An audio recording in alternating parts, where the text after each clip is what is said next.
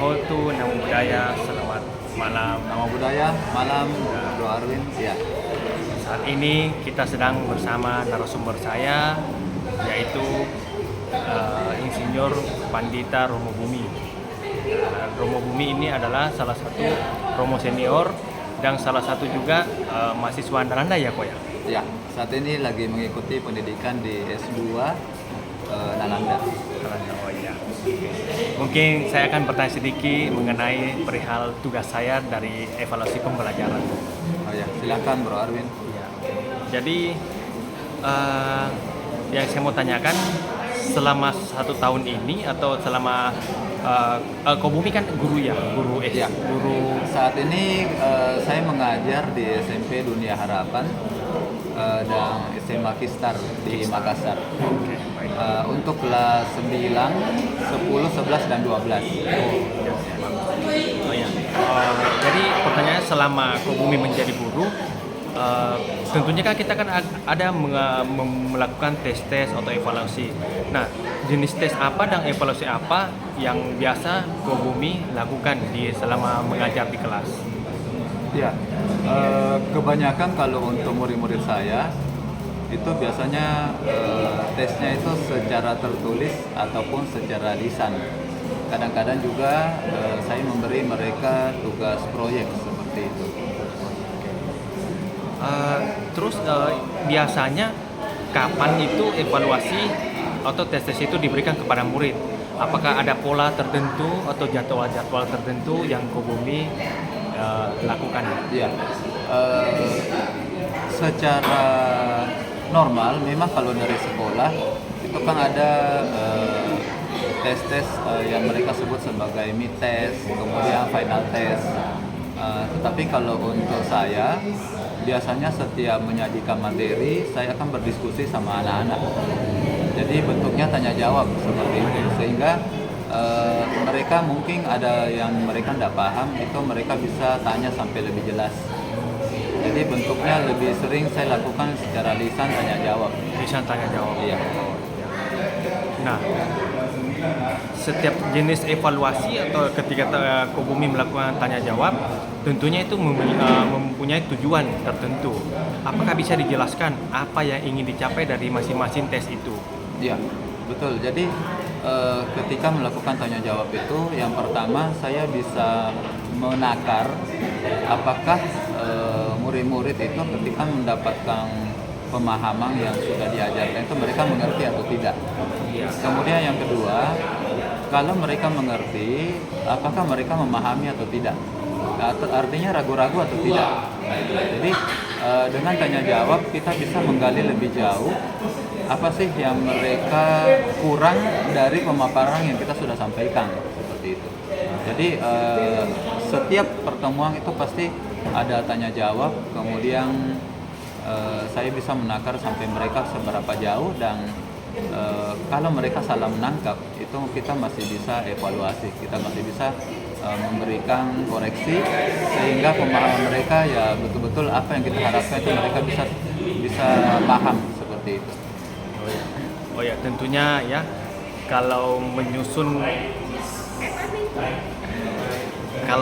soal ujian atau evaluasi, biasanya kan guru memulai dari mana? Kalau Ko Bumi, apakah ada langkah atau acuan-acuan tertentu dalam menyusun ujian? Ya, biasanya dari tanya jawab itu saya mengharuskan mereka mencatat di catatan.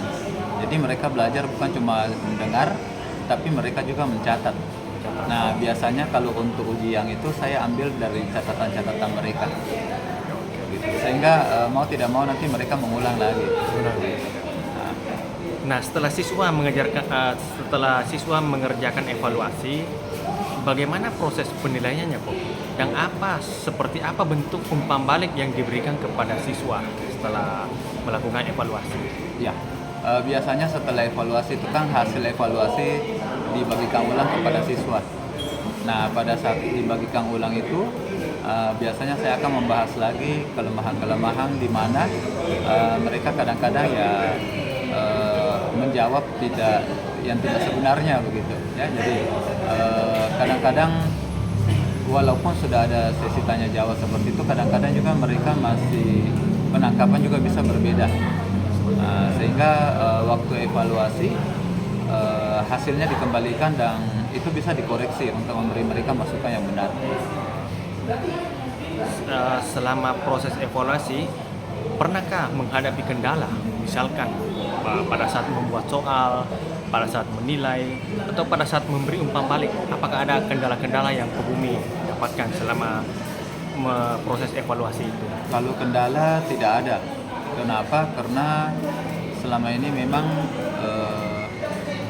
saya memfokuskan mereka ke tema-tema tertentu.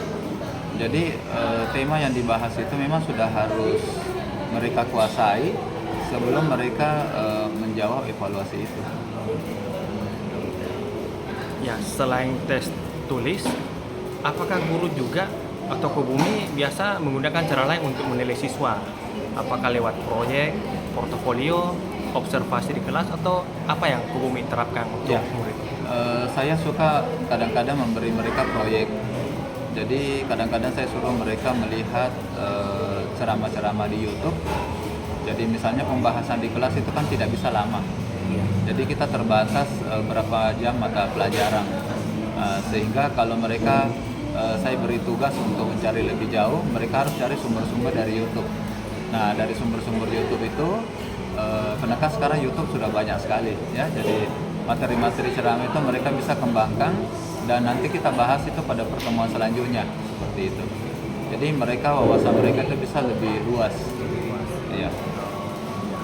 Nah, dari pertanyaan singkat ini, bisakah Kobumi memberikan satu kesimpulan, bahwa apa yang mesti dilakukan seorang guru terhadap murid?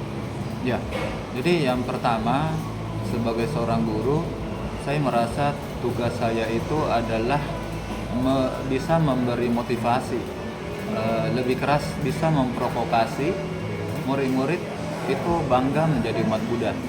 Nah, bagaimana mereka bisa bangga menjadi umat Buddha? Salah satu cara adalah kalau mereka punya pemahaman bahwa Buddhisme itu luar biasa. Nah, mereka bisa memiliki pemahaman Buddhisme itu luar biasa karena mereka punya pengetahuan.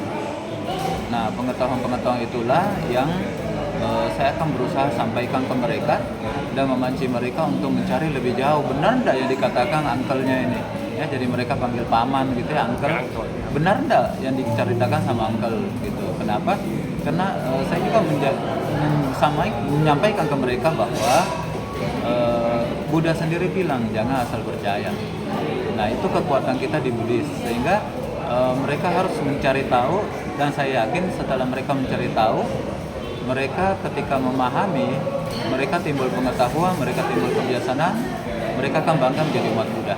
Dan sebenarnya tugas kita sebagai guru itu membuat mereka bisa punya kebanggaan. Kenapa? Karena ini yang bisa membuat mereka kokoh. Jadi walaupun mereka masih SMP, SMA, waktu dia kuliah misalnya, atau dia berhubungan dengan dunia luar, ini akan menjadi satu pemahaman yang kuat yang membuat keyakinan mereka tidak akan goyah. Jadi saya pikir itu tugas kita sebagai umat Buddha, apalagi sebagai tenaga pengajar seperti itu. Ya. Terima kasih banyak Kobumi atas waktunya telah memberikan sedikit tanya jawab.